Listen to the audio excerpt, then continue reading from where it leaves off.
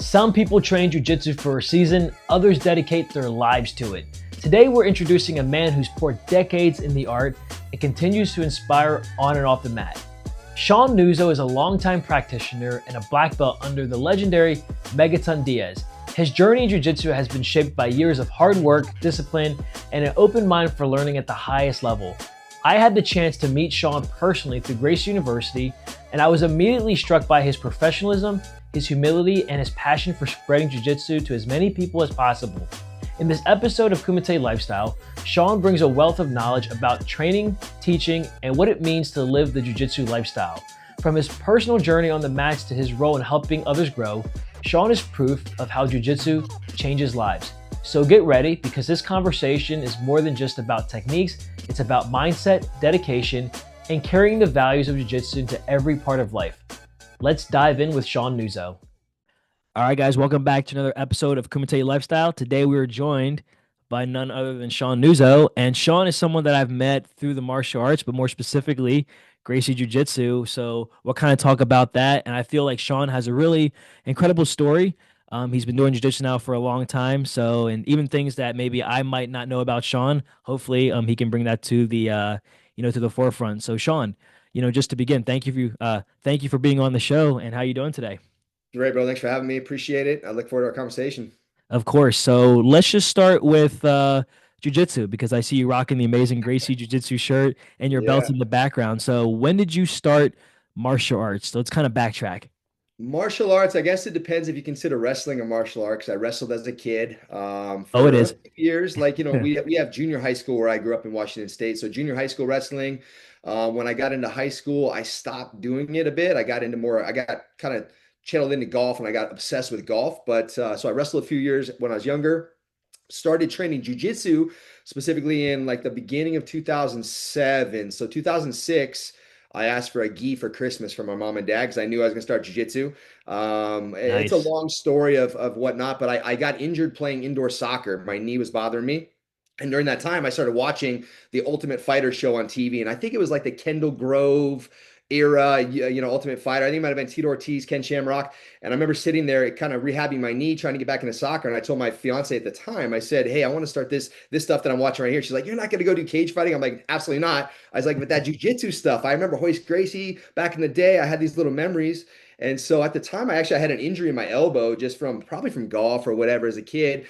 And I remember I did elective surgery on my elbow so I could go and start training jiu-jitsu. So I asked for a gi, got a gi, and then the beginning of 2007, I started training. I bounced around a couple little places. I found Megaton's Academy.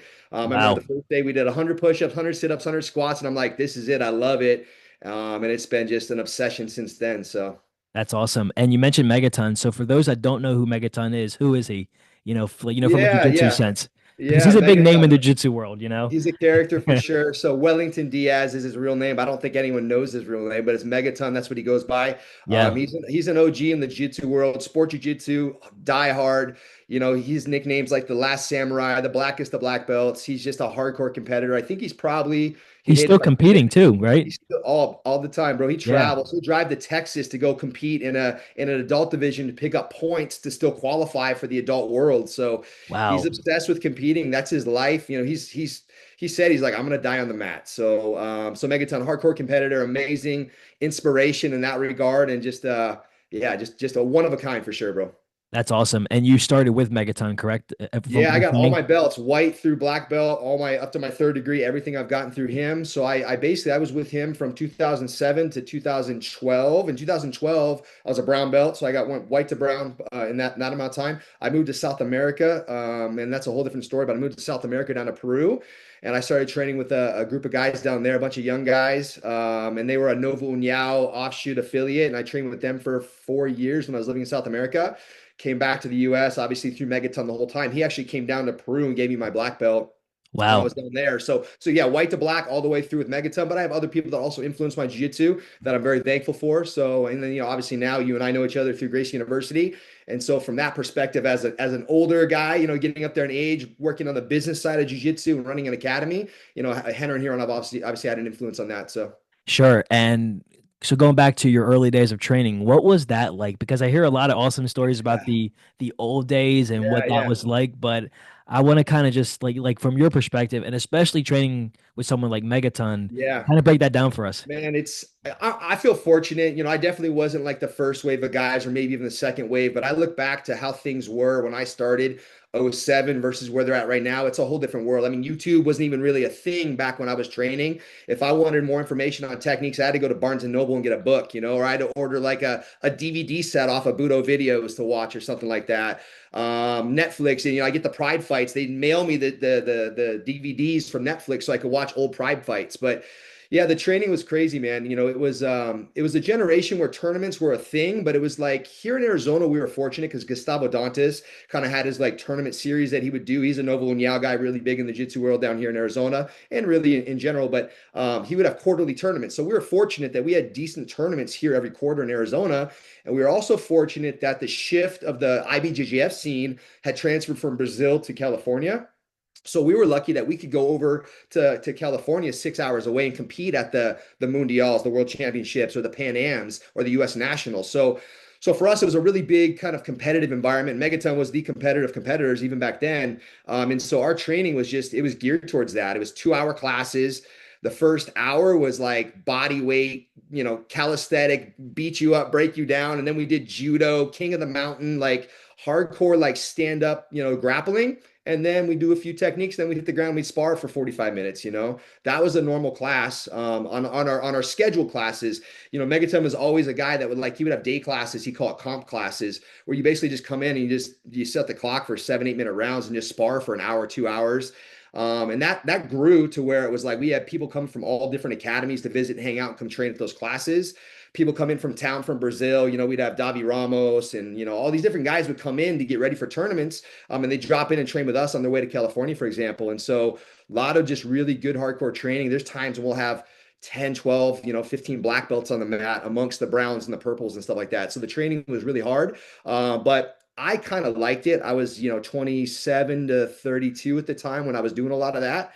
And so, it was the fuel that just kept me pumped and motivated to train because, you win, you're feeling good about yourself, you lose. And for me, it was like, how do I get better? How do I not get beat in these positions? So I liked that environment and that training. And it definitely shaped my mindset on competition and hard training, which obviously it's changed over time as we've gotten older, but that's a different topic. But yeah, the training was great, man.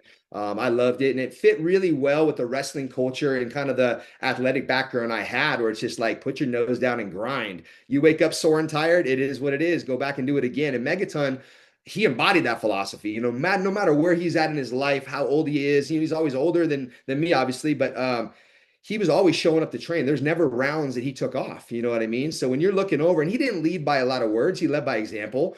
And Yeah. it's, as his students, we look at him, we're like, man, he's getting up at 5 a.m. to walk his dog. And then he's going to his personal trainer. Then he's coming and training. Then he's running classes. Then he's going to compete. And so that figure like him in the room, you want to work hard like him because you respect him. You know what I mean? So that was just a kind of a cool environment to be around and be around guys like that all the time. So. Yeah, bro, that's awesome. And I love that you had Megaton, someone there to kind of be that example. And I love how you said he didn't have to say much, just his actions and Yeah. words. Now, as far as the competing, how did you do on the competition scene? Did you do a lot of tournaments growing up, or Yeah. were you more of and I'm sure you did compete. Did you find more competing itself fun in tournaments or just a preparation leading up to competitions and helping your teammates? Because everyone's viewpoints on that's different, you know? Yeah, my opinion on competing is probably different than some people, maybe in line with others. I wouldn't say I ever really loved competing if I had to be honest with you. The nerves, the jitters, the mental challenge of it. Yeah. It's a strain, you know what I mean? Um, I did compete all the way up through brown belt. When I got my brown belt, I moved to South America. And when I moved down there, I was living in Lima, Peru. And I think in the country at the time, there was maybe 3 black belts. And I trained with like 2 of them. You know what I mean? So there was no one really down there for me to compete with too much. And I was at a different phase of my life at that point. I moved down there. I quit my job. I was trying to start a new business from my wife's apartment in Lima, Peru, with a laptop, a cell phone, and a notepad. And so my focus was like, I got to get life going right now. So I stopped competing when I was down there. And then when I came back to the US, so I got my black belt down there. I came back to the US and I had an autoimmune condition and this is a whole different story, but it basically stopped me from training for a while till I figured out what it was. And when I got back in from that, COVID hit. And so for me, training to compete was its own adventure. I loved it. And every day at Megaton's Academy, to be honest with you, bro, was competition. There was no soft rounds, there was no easy rounds. We always had killers in there. So I enjoyed that aspect of it. But going to tournaments and competing, I did it all the way up through. My whole thing when I was like a white belt, blue belt, purple belt was I would compete at the local tournaments, those quarterly Gustavo tournaments, probably 3 or 4 a year, and then I would choose one major. And one major being the Pan Ams, the U.S. Nationals, or the Mundials, the World Championships. And I would go to California for one of those. And so my first year at white belt, I went to the U.S. Nationals. I was probably a white belt for, I don't know, maybe 8 months at the time. I went to U.S. Nationals. I medaled there. I did pretty well. And then when I came back the following year, I was still under 30. So I was still in the adult categories. And I went to the Mundials. And some of that was like, I just want to go watch. So why not compete while I'm there? And then once I got to my purple belt, I was now eligible for the master division. So instead of competing against these 18, 19, 20-year-old killers, I could compete against other 30-year-olds my age. And so then at purple belt, I started going to the Pan Ams. And that was amazing. My first Pan Ams as a purple belt, I think I had something like, I don't know, it was crazy. There was like 100 or so people in my bracket and or in my division. I think I had 5 or 6 matches. I medaled that year at purple belt, and then I got my brown belt the following pretty quickly thereafter. And then I moved to South America, and that was it, man. So I competed at all those little local tournaments. I don't know exactly, but I don't think there was a tournament I competed in as a color belt that I didn't medal first, second, or third. I had some close matches, some great matches. I had a match against Benson Henderson. It was funny. He was the WEC champion at the time. Yeah. And I just saw John Crouch, his coach, at Hoist Gracie seminar here in North Peoria at a school. And it's funny because I have pictures on my Facebook. I went for like a hook sweep on Ben, and he did the splits, a full-on splits. And I remember sitting there holding his ankle and he's doing the splits. And I look over at Megaton. He's looking at me like, bro, I don't know what to tell you. And he just pops right back up. So it's funny. But long story short, John Crouch was at this seminar and I was looking at him. He's looking at me. And I haven't seen John Crouch. I don't know him really personally. But I was like, hey, I don't know if you remember me, but I competed against Ben. He's like, yeah, purple belt when he did the splits. And I was like, exactly, bro. So I had some fun matches like that where, memorable things that coming up through the ranks where competing certainly has its value. But for me, to get back to your question, I think competition, I tell my students, like, I would never discourage anyone from competing unless they're like brand new. It's like, hey, look, you don't know enough right now to make it worth your time. You're just going to roll around and sweat on each other. So for me, the competition, I view it as more of a mental challenge than a physical challenge. Megaton always used to say, he's like, the outcome's already been determined. It just needs to be witnessed. And Yeah. so for me, the training and the preparation that leads up to the tournaments is where the growth really happens. You know what I mean? It dials you and it focuses you in. The tournament is just like the cherry on top, where now you go out there and you deal with your nerves, you deal with your own anxiety, your mental battles. You know what I mean? Yeah.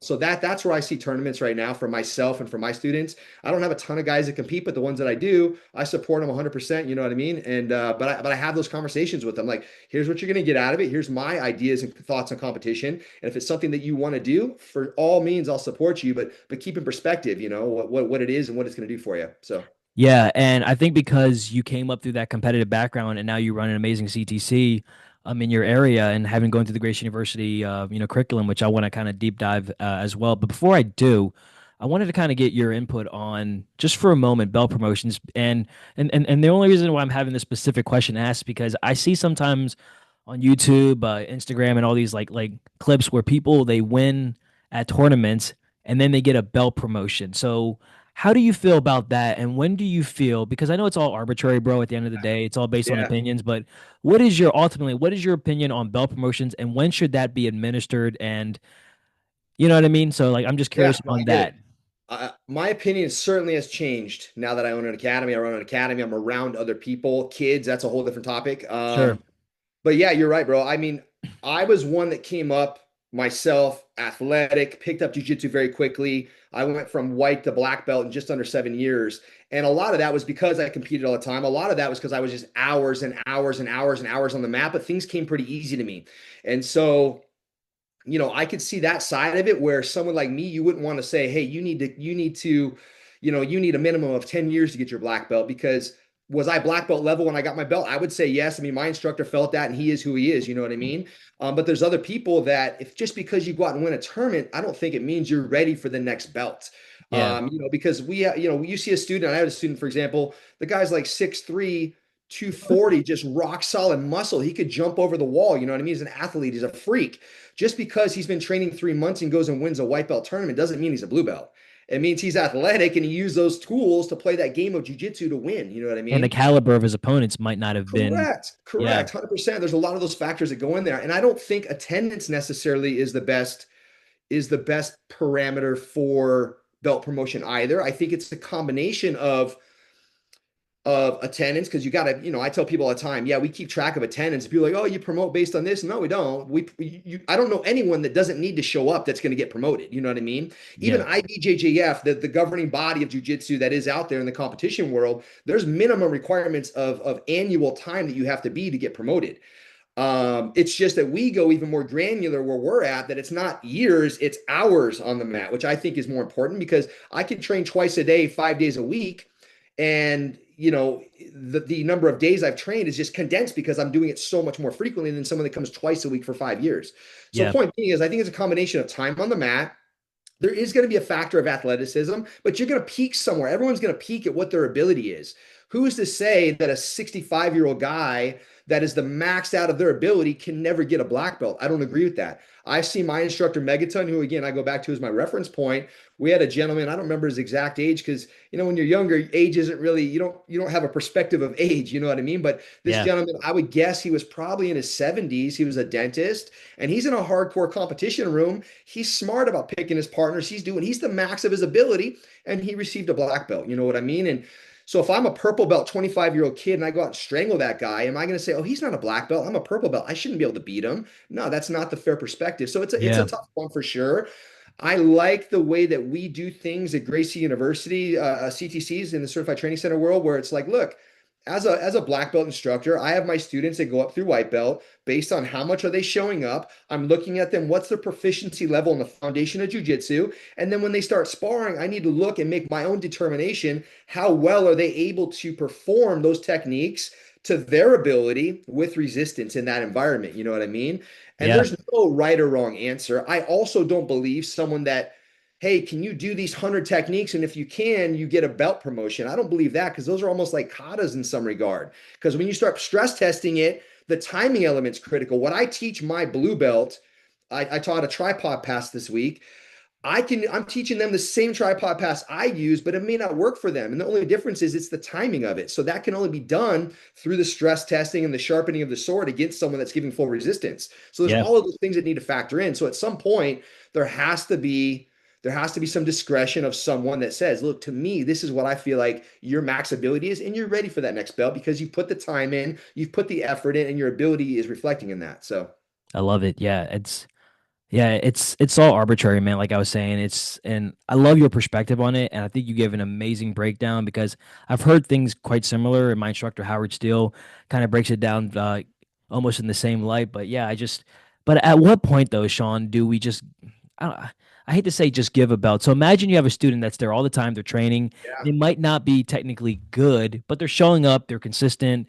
They're loyal and like all these attributes that we want, in a student. But at what point do you say, all right, it's time to graduate you up? Because I know, because sometimes that's tough, because you have other students that, like you said, that 23-year-old white belt that's crushing it, and then they see someone who's maybe not the same skill level, but maybe they don't have the maturity level to understand, like, no, it's their own progression. But I can see where that argument's like, well, why did they just get, promoted? Okay, Yeah. great, they come here every day. Well, I'm here almost every day. Like, what's that? So, like, how do you where's the line with that, So, yeah, for sure, bro. It's tough. It's tough, definitely. I feel like in some regards, if I have a blue belt that's, let's just say, 65 years old, and he's going against another blue belt, a purple belt that's 65 years old, and they're both similar in size. Yeah. If that blue belt can hold his own to what my definition is, and he's put his time in, and he's using the techniques that we would expect out of him at his rank, then who's to say that I need to hold him back? Yeah, if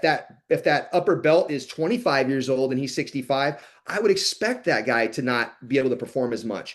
But I do believe, and as my mindset on jiu-jitsu has changed, you don't always have to be the hammer anymore. You know what I mean? I learned this the very first time I rolled with Huron. Huron changed my mind on jiu-jitsu. He played with me like I was a little kid, and I'm like, dang, that's something different right there. I'm used to guys putting a pace on me, black belts. Like when I rolled Henner the first time, amazing jiu-jitsu, but it was what I was used to feeling from really good guys: pace, technique, timing, trickiness, all those things. And when I jumped on Huron and he let me mount him, and I said, man, his license plate says trap and roll. I know what he's going to do. And then he grabs my wrist, and then he grabs my elbow, and he goes in slow motion. I'm like, no, this isn't happening right now.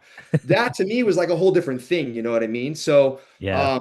so as I try to portray that on my students, and in every single advanced class we have, or even our fundamental focus class, we put a piece in the end there where we drill those techniques that we worked on in that class, but I always frame it in the mindset of defend, escape, control, submit. And I don't necessarily care so much about the technique they're doing. I do, because that's what we're trying to steer them towards, but it's more about the mindset of what you're trying to do in that position. Yeah. And the hardest person in the room to get to believe that is that young, explosive wrestler. You know what I mean? So those are the ones that are the challenge. It's not the old guy that's got a good perspective. It's the young guy that you try to get to tone down a little bit. So it's Yeah. a tough one. That's a battle for sure, bro. But at the end of the day, I think all we can do is try to set the tone in the academy of what our culture is and how we want our students to think. And it can't be, I don't preach it at them. It's just there's always conversations around it. You know what I mean? So, Yeah. Yeah, for sure. I love it. And yeah, it's ultimately just comes down to the choice of the instructor, and what they feel, is correct. appropriate. Cool. So now let's and we mentioned Gracie University a couple of times, and this is where I come into the picture. So I remember the first time I met you was at an ICP, and for those watching, ICP is the instructor certification program, and in my opinion, one of the hardest things that I've done in jiu-jitsu was learning how to teach in a certain format, I mean, it's paid off, and I'm sure you can agree to because you own a school and a CTC. But one of the things I remember about you, Sean, specifically was I think it was on day one where all the candidates were standing up and then two instructors had to find a candidate. And I remember it's like you looked at me, I looked at you, and you're like, all right, come on. I was like, all right, cool. And here I had this opportunity because I feel like most people, and I could be wrong, might have been a little apprehensive to wanting to work with a black belt, but I'm blessed to have an amazing instructor in Howard who like Rose says, no, bro, it's like yeah, he's a black belt, but he's just a person, it's just like how can you help that individual? And one of the things I loved, like when as I was working with you, was your open mindedness. And I was a purple belt, and you were asking me like, "Hey, how's this sound?" And that's something that I've always respected about you, and just getting Appreciate to know that. you there. Yeah, man, of course. And those are the things that I remember. I mean, I don't remember everything that happened, those 3 days because they are long days. But I remember working with you there, and I had a chance to kind of pick your brain and just like why you made that transition. So I guess on air now, like why, like what decision came to going from what you knew jujitsu to be, training with Megaton and Yeah. that sportive competitive mindset to JU because you see all the flack online and stuff. So I'm Yeah. wondering what ultimately made you decide to go that route? Man, it's a long story. And I could talk for days, bro. I'm a talker, but Sure. nonetheless, for me, I've always followed Henner and Huron from back when I was probably a blue belt when they kind of made the scene on YouTube. Yeah. And you're right. They got a lot of flack for some of the things they did as far as promoting blue belts, through online testing and things like that. And I think like any good business and good level-headed person, they've made adjustments when where necessary and where appropriate. But I've always followed those guys, and they've always talked about the self-defense mindset and all these different things. And I found jujitsu because I wanted to learn self-defense. I want to learn how to fight. I was reading. So I mentioned to you, I had a little lull there before I started training where I was like, I need a gi. I'm going to go start training, even though I never even done it. But I was reading the book, The Gracie Way, which as I look at it now, they're kind of folklore, mythical stories about certain Gracie figures. If you haven't read the book, go get it on Amazon. It's amazing. But I was reading that and I'm like, dude, I love this stuff. And I'm watching them fighting pride fights, and hoist back in the day. I remember it when I was a kid. And so I went to jujitsu to learn how to fight. And so hearing them talk about that all the time and knowing that they're the grandsons of Elio Gracie, that's what I wanted to do. And so when I was at Megatons, I eventually learned like, hey, we're doing the sportive side of it over here. And it was amazing. I loved it because I was an athlete. But in the beginning, I started kind of asking myself, I'm like, hold on a minute, where does this work in a fight? But at the same time, Royler Gracie's visiting next weekend, and him and Megaton are best friends. So this is how they train, I guess, for fighting and stuff. But I Yeah. didn't realize at the time there's a little bit of differentiation there between self-defense, fighting, MMA, and this is it's even involved more now. But back then, it's just different a little bit. But Yeah. nonetheless, I'd always heard Henner and Huron and how they talked about things. And so I always was one of those guys that even though I was in that competition world very much so, I sat on the fence. I didn't poo-poo them in either direction. I will say when I heard blue belts were opening schools, I was like, what? Come on, bro. Blue belt? What's this about? Yeah. And I was one of those guys like, I'll go over there and smash him right now. I'm a purple belt. That was my mindset, but I still believed in some of the things they were saying, but I didn't understand it. So long story short, if you were to fast forward to when I had my first son, he was 5 years old and I put him in a jiu-jitsu school right here by my house. And great kids program, very good school. The gentleman here, I've acquaintances with him, not personal friends, but acquaintances. He runs a great program. But the first day, my son went through the classes, was having fun, and then they did some sparring.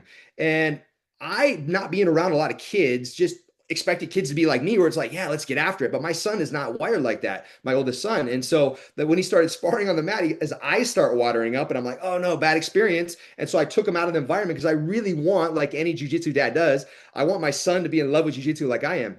And so I knew it was not the experience that I wanted for him. And so what I did was I pulled him out.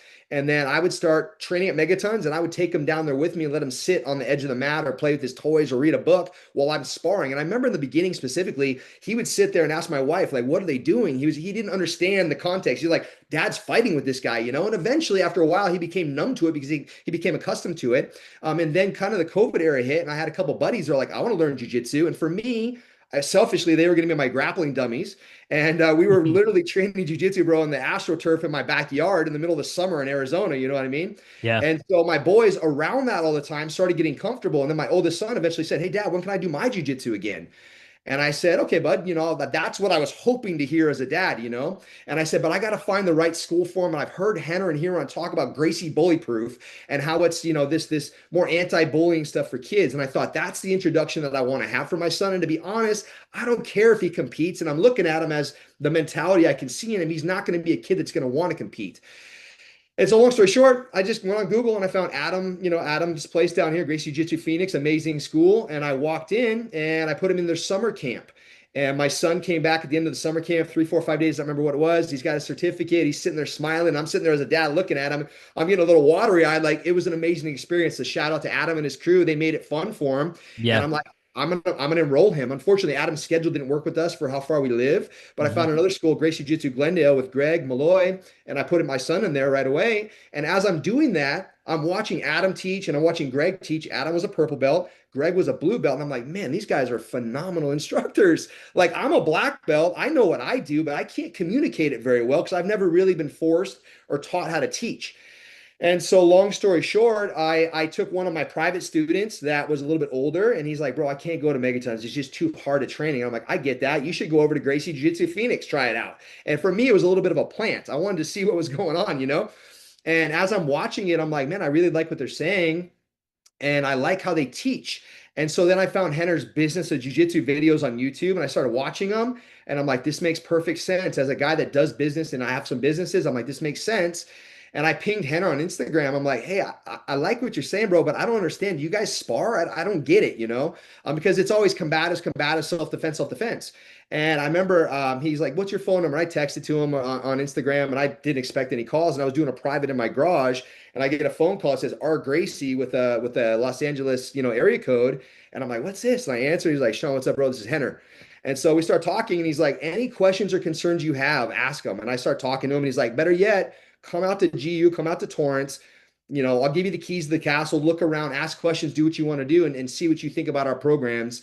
And I walked in the front door, and we sat down for like probably an hour and a half or 2 hours in his office. And we talked about jiu-jitsu, we talked about life, we talked about business. And at the end of that, I was there for 3, 4 days. And, I remember sitting there for some of his classes. And he's like, look around the room at the 100 people on the wall, look at the faces in the room.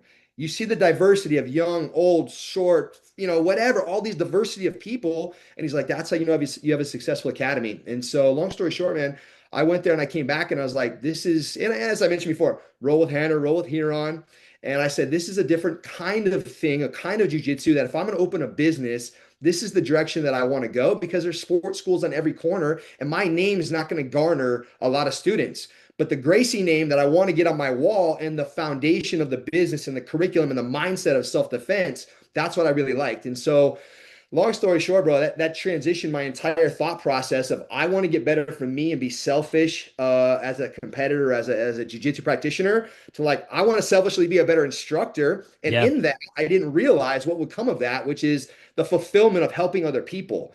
And being a school owner now, I've texted, Henner on the way home sometimes, and I'm like, hey, bro, I just want to thank you, because what you've given me as far as like the platform to be able to teach and how to teach, it's completely changed who I am as far as how I behave, but also it's changed my entire perspective on my family, on my students. It's just super fulfilling, you know what I mean? So That's I don't know awesome. if that answers your question, bro. I just start talking sometimes. No, it did. And it's awesome how you you explained why, and like in the SPF, which is the slice presentation formula, we had that why demo and just justifying everything. So you definitely justified why. And I wonder now, like at any point was that, because I know you come and you're still loyal to Megaton, but was there ever any backlash, or maybe not backlash because I hate to use that word, but was there ever any doubt in your mind, like fear, like man, like if I go this route, like if I go the GU route, because I know it's business sense, it makes like sense, Yeah. for efficiency it makes sense, but did you ever fear losing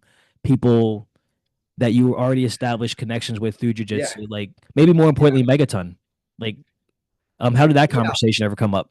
Yeah, for sure, bro. And Megaton was supportive of it. Obviously I approached him with it. I wasn't going to do anything, behind his back as my instructor. I Yep. know a lot of, nowadays the jiu-jitsu world is much more open, but he's an old school guy, the Koreanchi culture, things like that. And I get that from where he comes from. And I've always been loyal to him. You know what I mean? Like, I could have easily got my black belt from someone else when I left and went to South America. I would never have done that. Hmm. When I came back, it was, even though my body was beating up from this autoimmune condition I had, I was still trying to train and try to get in there and try to be part of the team. But so I was always loyal, you know what I mean? And so when I went to him and said, "Hey, Meg, I want to open an academy, but I want to do things differently." I think Megaton is smart enough, and he realizes, and he respected me enough, in my opinion, to say, "Look, I'm going to go this direction right here." And he knows Henner's very smart, and Heron's very smart with the business side of it. And I explained to him, I said, "Look, man, Sean Nuzzo, Brazilian Jiu-Jitsu, doesn't get people in the door. And if I'm going to do this, I can't take I can't take a loss. You know what I mean? Like, I'm going Yeah. to do this from a business perspective. I didn't open my academy to make money, if I'm being honest with you. I just want to learn how to teach." Yeah. And so I told him, I said, if I need to get the name Gracie on my door, on my front door, on the building, and there's only a few ways I can do that. It's Baja, which in the world I was from, Gracie Humaita, Gracie Baja, it's oil and water, bro. You don't do that. So that Yeah. wasn't an option. It was Gracie Humaita, who Megaton is affiliated with. And as much as I respect Hoyler and that affiliation, I didn't really have a lot of tie to that, because even Megaton, he runs Megaton Jiu-Jitsu. He's his own animal, you know what I mean? So I had a kind of freedom of choice on what I did. And when I looked at it, and I looked at Henner and how he runs business and my conversation with him and how sharp he is, and you've been in the room with him, he's a 1% dude, you know what I mean? Yeah. I knew from my conversations with him and going over to GU that, like, this is the direction I want to go. But even more importantly, besides business, the philosophy of how they see jiu-jitsu, it aligned with what I really wanted in the beginning, and it aligned with where I'm at right now in my venture. He told me straight up, he's like, "Look, you're at an age where you can still do what you used to do. But at some point in the not too distant future, you're not going to be able to train like you used to. So what keeps you tied in and plugged in and keeps that motivation, the fire burning, is learning how to teach." Yeah. And so, to be honest with you, man, everything that I've had in conversations with him, that you as well, bro, they've come true. You know what I mean? He's like, people are going to walk in your door and they're going to tell you this, X, Y, and Z. It's all happened. You know what I mean? So, Yeah. and it's almost like he's experienced it since he was a kid. It's what it is. But yeah, there's been some friction, I'm sure, and I'm sure some of it I don't know about. But at the same time, Megaton gave me his support. I'm still affiliated with him. We have him in for seminars. He comes and teaches classes. Whenever my guys compete, they go down there, they train with him. We cross train. They sign up under his competition team. So I would say more so for me, the little bit of a battle I have was a little bit of a respect factor. You know what I mean? So even today, when someone says, "Oh, you own a CTC, a Gracie University CTC," it's almost sometimes it's a little bit of a disrespectful rub in some ways, you know what I mean? But they're like, but Yeah. but you're a Megaton guy. That's why you're successful. And I'm sure some of it is that for sure. But I don't, to me, it's water off my back. I don't really care. You know what I mean? Like, the people that I respect and that know me, that are Yeah. part of my circle of friends and family from anywhere jiu-jitsu related. They know why I do it. They respect my decision. They know I'm smart about it. So that's all I really care about, bro. For sure. And you mentioned something earlier about like, blue belts running CTCs, even purple browns and like, even rookie black belts. And one thing that I've learned is people don't care what you know until they know that you care. So having that mindset, man, for Dude, sure. I get that talk a lot, and this kind of goes back to part of what you asked before about, you being a purple belt and us finding each other on the mat. Yeah. When I like any person that opens a CTC, I have to go and pass Gracie combatives. Yeah. And yeah, I know how to do a twisting arm lock. That's not what I call it. We call it gift wrap. But if you told me, teach me how to do a twisting arm lock, I couldn't teach you how to do it. I just do it. You know what I mean? Yeah. And so I went to Greg Malloy's place. He was a blue belt at the time. And I'm sitting there with a blue belt teaching me techniques, and some people are like, oh, how can you humble yourself to that? I'm like, there's no humbling, bro. The man with the one eye in the land of the blind is king. He knows stuff from that perspective that I don't know. You know what I mean? Or like I would partner up with somebody and we'd be doing triangles. And combatives, as you know, is very specific on the steps of how we do triangles. Yep. And I'm doing it differently. And I'm asking a blue belt or a combatives belt, hey, how did you do that? Well, show me what you did right there. And they're looking at me like, you don't know this? And I'm like, bro, I can triangle you if you want to spar. We can, but this is something different. You know what I mean? Yeah. So for me, I tag my stuff on Facebook all the time, white belt mentality, bro, because Yeah. I'll learn from everybody. I don't care. Like it doesn't matter to me. Maybe I got a black belt on, but I don't see myself as a black belt, especially with instructing. As an instructor, I'm learning on the fly right now. And it's funny because I'm mentoring a couple guys in my academy that are starting to work on teaching. And it's amazing now when I see some mistakes they make when running kids classes specifically, that for me, it just comes naturally now. And it's like, dude, I don't remember a time unless I consciously think back to when I was making those mistakes. So now it's kind of cool to see that I've come full circle myself personally, Yeah. as an instructor, and seeing these guys that have a passion to become instructors. Like my buddy Lauren, he's probably 52. He's a Megaton black belt as well.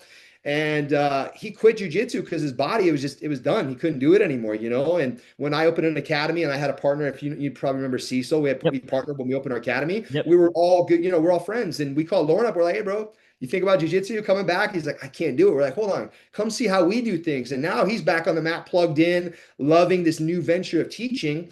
But for me, it's really cool to be able to mentor someone on my level, like he is a black belt, but from a teaching perspective, because Yeah. I was getting that mentorship from blue belts, purple belts in the GU philosophy, because you run a school as a purple belt, for example, combatives in and out more than someone that's never stepped on a mat before. So you provide value to them. And So as long true. as you keep progressing yourself, you can keep providing value. Now, I do think there's a little bit of disconnect when someone asks you a question, not you specifically, let's say a blue belt that doesn't have a lot of experience. The answer that you're going to give as a blue belt versus that I'm going to give to a question is going to be different because my experience level is different. Sure. Bad or otherwise, I don't think it's a wrong thing, but I think there's just definitely some value that is tied to that. So Yeah, as far as the value goes, and that's a good point about like, if a student asks questions, because I know in the beginning when so when we get questions, right, people can either look at it as like an opportunity or it's kind of a scarcity mindset where, and I'm glad, when we're, going through the whole ICP, if someone asks a question, right, we always reiterate and we yeah, always repeat. But I look at questions more as like, wow, like, man, like, do I know the answer? And, having, black belt, brown belts here, it's like I can supply an answer, but it's not an absolute because the answer yeah. that I give is going to be different than the answer that you give too. So our students, like, I feel like students don't realize how lucky they have it when they train at a CTC until they go to other places that aren't CTCs, I feel. And we've True, had bro. students, I mean, Yeah, my student John came to your, CTC, and the yeah, one thing that he said is like, man, it's crazy how even though some CTCs are designed differently, it's all based on the personality of the instructor, but ultimately we're all teaching the same thing, and that's yeah. the heartbeat of jujitsu. You can't get that, at least in my opinion, anywhere else. I don't know. Yeah, I mean, for me, bro, I'm on a mission to learn how to be a better instructor. And kind of going back to the mentality of white belt mentality, everywhere I go when I travel, I drop in at jiu-jitsu schools, whether they're CTCs or not. I drop in because I'm trying to take something from them. You know what I mean? Like I went to the Valente brothers in Florida yeah, twice now. I went a couple 2 years ago, a year and a half ago. And I just dropped in on a random Friday with myself and one of my purple belt killers. And it was a good experience. but I could see they kind of like a little bit reserved with us. And then I went back last October after meeting Pedro personally at the Jiu-Jitsu Lifestyle Summit that Huron had, Yeah. and spending more time, a little more face to face, not directly, but in the same rooms.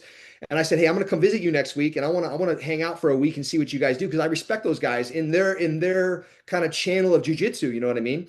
And so I went there not necessarily to learn how to do a standing headlock defense or whatever. I went there to watch how they conduct classes, how they line up, how they sit, how do they run the kids' classes, what are they doing up there on the screen, what's the curriculum. I did a private with Pedro, and my wife's like, well, what are you going to do in the private with him? I go, I don't know. I just want 30 minutes of his time to be in a room just to ask him questions. And it's Yeah. funny because when I walked in the private, he said to me, he's like, what can I do for you? And I'm like, I really don't know, bro. I just want to talk about jiu-jitsu. And we sat there for 30 minutes and we talked about, his time with Elio Gracie and how to apply stand-up self-defense techniques and things that they do really well, because I want to take those back to my school and implement them into my programs. I follow the curriculum of combatives to a T, like we do. My master cycle, obviously, I have a little bit of flexibility that Henry and Huron give me as a black belt. I stick to the chapterized approach, but I also try to implement what I pick up at the Valentes, for example, which is the different elements of jiu-jitsu: stand-up self-defense, striking, stand-up grappling, and then the ground grappling, and then a little bit of the philosophy, which we call kind of mindset minute in Yep. the G world. Yep. But the way that I conduct the classes, and I also picked this up from a Hickson Gracie black belt at the Lifestyle Summit. He said, hey, when Hickson's classes, they would do a stand-up self-defense technique and these different things as part of their warm-ups. And it's just a little touch every class. And then they dive into whatever the chapter is, if you will. And so I do that in every single master cycle class now. It's like we have a script, and I try to make them work together and build flows in. But every class we're hitting 5 minutes of stand-up self-defense, 5 minutes of a stand-up grappling. And then if the chapter, like right now, our chapter is half guard, we're working on half guard passing. And then we dive deeper into that. Then we positionally challenge it with defend, escape, control, submit mindset. And then, we peace out, or we stay and we spar for 30 minutes with that positional focus. But my point being is going around grabbing information from people, constantly trying to get better as an instructor, bro. Because that's what I did when I trained coming up. It was like I would go and I would learn something from Megaton, and I would go train, and maybe someone would beat me with like a De La Hiva guard. And there was no YouTube at the time, but I signed up for John Jock Machado's online platform, which was like revolutionary if you look at it now. And I Yeah. would go to his library at home on my giant laptop, and I would see like, I got beat right here. What technique can I find to counter this? Or I would go ask Megaton or one of the higher belts, hey, this just happened. How can I get better at this? So I think that mentality is always carried with me, even now, as I try to, go to anybody to try to get help. I call Adam all the time here in Phoenix. Hey, bro, what are you doing at your school that's working right here that makes you successful? Or on the CTC forums, just Mhm. constantly trying to reach out to people to see what they're doing to make them successful, because I don't care what color my belt is. We all got to keep working and moving forward. You know what I mean? Yeah, for sure. And I love that you're open-minded about that. And that's one thing, like I said, when I first met you, that was kind of like that, the wipe up mindset that you talk about. It's like I felt that radiating off you. So that's cool how you've always had that approach for sure. I want to kind of ask you kind of an offset question. And you mentioned it when you rolling with Hedon and Henner, when you were grappling with Henner and Hedon. And I've heard instructors and just people in passing talk about just rolling with Hedon more specifically, how like obviously we know he's good, but like people don't like realize how great he is. So Yeah. what did you feel, and like almost like what were you expecting in the beginning to Yeah. like what you got like Good question, man. Uh, I've rolled after with the a lot fact? of really, like a lot of good guys over my time. Rolling with Megaton all the time is a privilege. I always tell the story. I'm like, I don't think I passed his guard once until I was a black belt. You know what I mean? Like the guy, Really? he's not one that's going to give you much. You know what I mean? And so I felt really privileged for all the roles I've had with him. And the feeling that you get with him is similar to what I feel when I roll with Huron, in that Megaton's not doing a lot to you. He's got 5 things and he just crams them down your throat, and you can't stop him because he's got them so razor sharp that they're perfect. Hmm. I got a lot of time. Obviously, Megaton's daughter, Mackenzie Dern, she's a teammate of mine from the beginning. I knew when she was a little girl, you know what I mean? So Yeah. rolling with her, rolling with Taquinho Mendez when he was at our academy a lot. I've rolled with Davi Ramos, a lot of really good guys, you know what I mean? Yeah. And Huron specifically, because you asked that question, he reminds me a lot of Megaton in the sense that he's not doing a lot. He's actually doing less. And he's getting more out of it because everything he's doing is like near perfection. You know what I mean? It's that perfect timing. It's the perfect grip. It's the perfect weight. All of those things equals what? Efficiency. You know what I mean? It's Yeah. just perfect efficiency. And so, yeah, I mean, it was humbling, bro. It was humbling. I came back from that. I remember I went home back to the apartment, the hotel that I was in with my wife and kids that day. And I'm like, I can't believe that just happened to me. I was like, I don't want to say embarrassed, but I was humbled for sure. I was like, dang, I was like, I wanted to give a better impression than that, Yeah. And I woke up the next day and it was still burning in my soul. I was like, dude, he just played with me like a little boy. Like, what's going on here?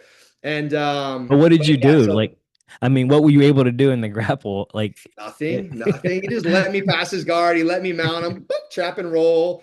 A little, he hit what I think they call Elio's favorite pass, just a single underhook, collar pressure, and it was all in slow motion. Nothing was explosive. yeah. And then it's just the grips, the boom, and then looking at me in the eyes, like, oh man, I was like, dang, bro, I haven't felt that humbled except for rolling with Megaton, really, man. That's what it is. Yeah. The guys of that level, and you look at it nowadays, it's funny because there's trends in jiu-jitsu, they come full circles.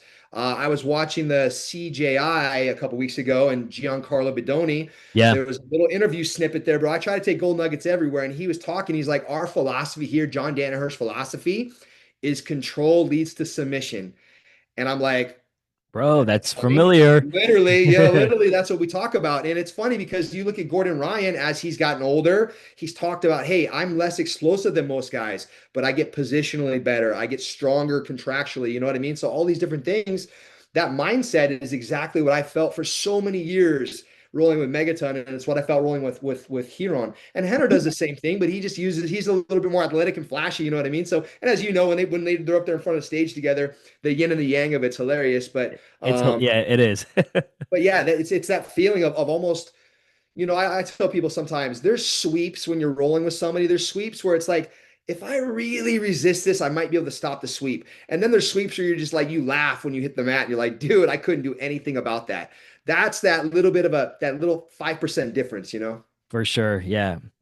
Yeah, I appreciate you sharing that mindset because I guess not everyone, like I'll say everyone, but just sometimes when people get beat, they don't want to talk about that. They're like, "Oh, it's fine." Like, no, but like the fact that you were able to break that down, that's cool. And Everyone gets beat, man. If you're not getting beat, you're not training right. You know what I mean? I used to I roll where agree. it's like I didn't want to lose a round. I was keeping track of points every single round, playing the clock game. And when you're competing and when you're in that environment, that's normal.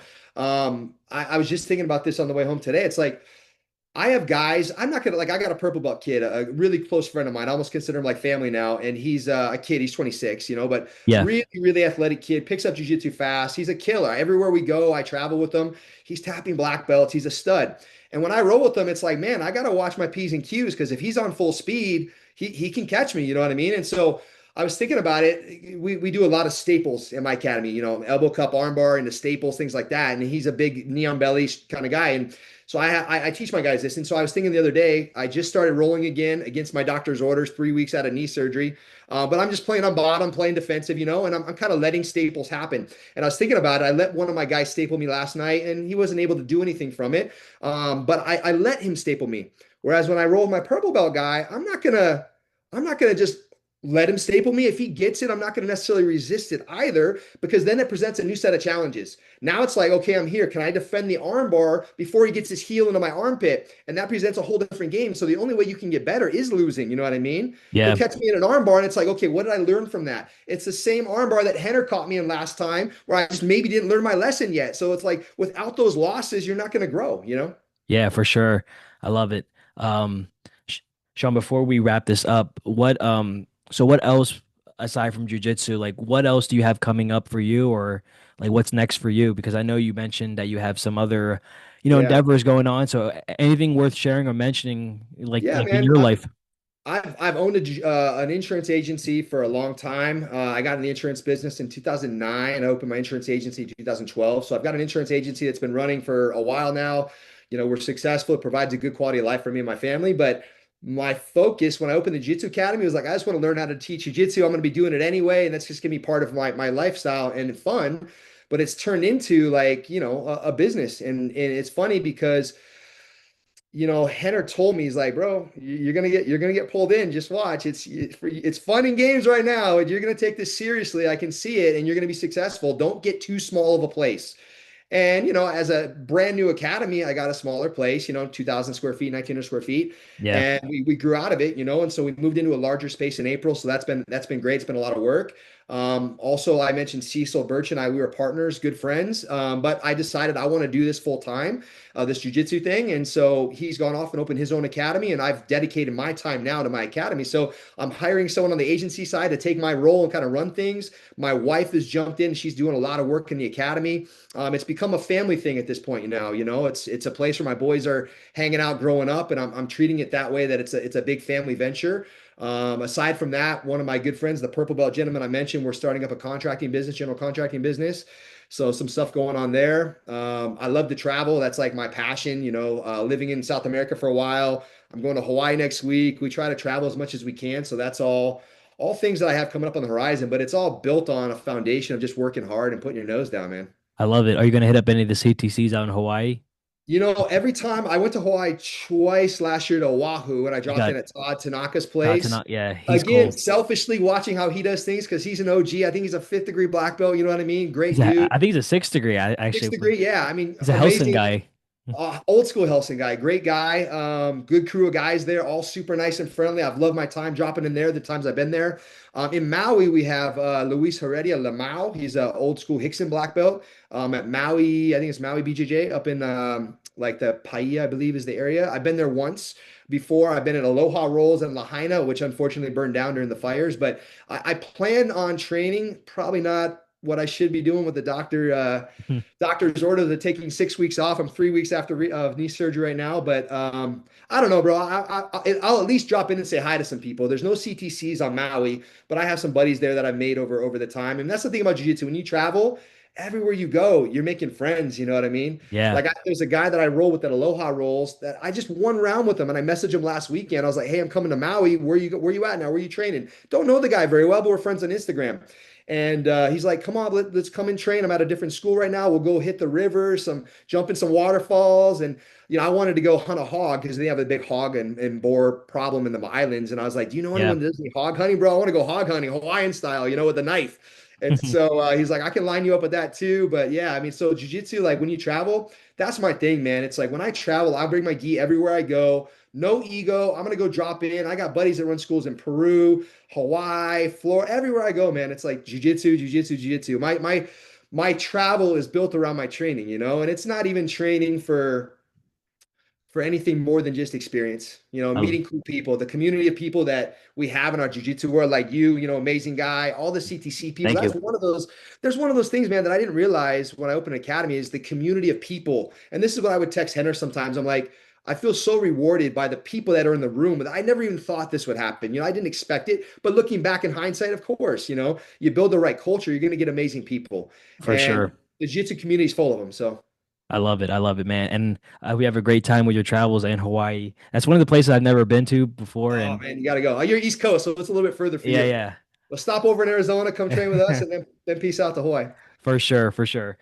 Sean, any shout outs, anything that well, actually, how can people find you on social media? Yeah, I would say my academy page, Gracie Jiu-Jitsu North Phoenix. So we have an Instagram, we have a Facebook, more active on Instagram. But yeah, that's a great way to reach out. I mean, I'm all over Instagram myself personally. I don't put my personal Instagram out there too much, but yeah, the academy Instagram is the best place to go. As I'm pulling myself out of my other business a little bit, I'm going to do more on Instagram, videos, things of that nature. I like to just keep things kind of light and informative on there, but Sure. yeah, Instagram would be the best place. Awesome. And any shout outs that you want to give before we conclude? Anyone Yeah, I mean, particular you bro, want to just thank? yeah, in general, like I've talked about a lot, my instructor Megaton, super appreciative of my experiences and time with him, Henner and Huron for everything they've done for me as a jiu-jitsu school owner. My wife is, man, everyone's got a good wife. I got the best. You know what I mean? She's amazing, supports me everywhere I go, everything I do. When I have doubts, she's positive. You know what I mean? When I'm too high, she grounds me out. My network, I'm a huge family guy, and my friends are my family in a lot of cases. So just everyone that's in my life on a daily basis. I feel very blessed. You know what I mean? Every day I have a hard day. I think to myself, I'm like, get down on yourself for where you're at today when yesterday you're dreaming about being here. You know what I mean? So everyone around me in my life that I talk to every day, my good friends, my family, I'm just super supportive, appreciative of their support. And, big shout out to all those people. They know who they are. So I love it. Yeah. And what you just said reminded me of a video clip I saw recently. It was like 20 seconds, and the guy was saying, 40 years from now, you're going to be wishing where you are right now. So just dude. Yeah, so 100%, bro. I thought that was pretty powerful. I've had a little lull with kids going back to school in the academy. You know what I mean? We got to a nice, strong number of students and impacting a lot of people. And then we lost a few going back to school. And I was like, man, it kind of stings a little bit, because we work so hard for it. But I think to myself, I'm Yeah, like, look, if you would have told me 3 years ago, we'd be in this big, beautiful academy with this many students impacting this many lives and built this community up, I would have been begging for that. You know what I mean? So now it's just like, I'm appreciative of it. And it's just, sky's the limit. So awesome stuff. Well, Sean, listen, thank you so much for your time. And guys, Sean's an amazing martial artist. And if you're ever out in that area, please, check him out. Amazing jiu-jitsu instructor, just amazing human being. And we thank you for your time and being appreciate on it, the bro. show today. Appreciate it. Thank you.